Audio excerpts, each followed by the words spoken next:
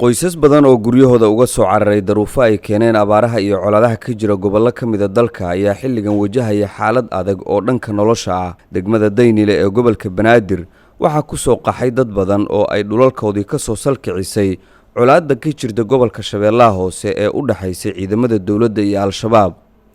Khadiija Maxamed oo ka mid ah dadkaasi ayaa qadka taleefanka ugu sheegtay Shabeelle inay halis badan ku jirto noloshooda, iyadoo xaqiijisay in 4 caruur ah ay gaajo darteed kaamkaasi ugu geeriyoodeen intii lagu guda jiray bishii Agost.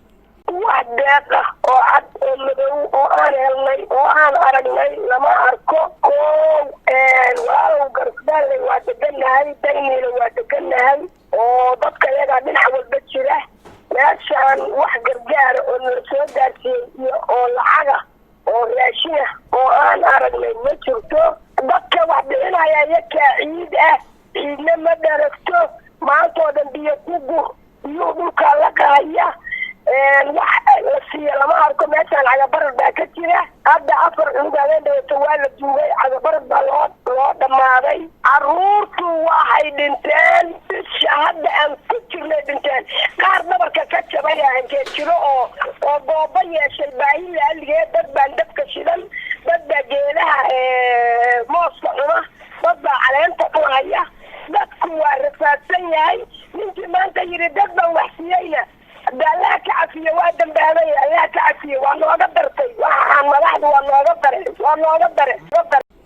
diifta iyo darxumada ay ku jiraan dadkan ayaa imaanaysa xilli shalay xarunta xalane ee magaalada Muqdisho lagu qabtay kulan ay soo qaban qaabisay wasaaradda gargaarka iyo musiibooyinka Soomaaliya, isla markaana ay ka soo qayb galeen hay'adaha gargaarka ee qaramada midoobay.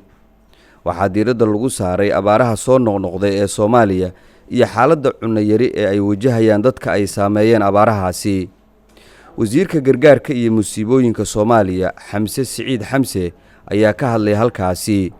distribution plan-kooda la soconaa kullu markay keenaan noo sheegaan meeshaasan geeyna dadaan ku darnaa. inkastoo deeq la keeno xamar uu ku baxaa dadka barakacayaasha ugu badan halkaan ay joogaan, laakiin meelahaasna waa la geeyaa hab aan ku geenno haysanaa. marka yugsan waa dadaalayna, laakiin qof kasta baahida badan meesha wadanka ka jiro, laakiin waa dadaalayna insha Allah. hay-adaha gargaarka ee qaramada midoobay ayaa warbixino isdaba jooga ka soo saara xaaladda dadka ay afeeyeen abaaraha iyo colaadaha ka jira dalka, iyagoo beesha caalamkana u gudbiya in loo baahan yahay deeq lacageed oo dadkan loogu gargaaro. hase yeeshee dadka dhibanayaasha ah ayaa qaba tuhunno badan oo la xiriira in aysan helin dhaqaalaha dartood lagu yaboohay. Maxamuud Soofeysana, Shabeelle TV, Muqdisho.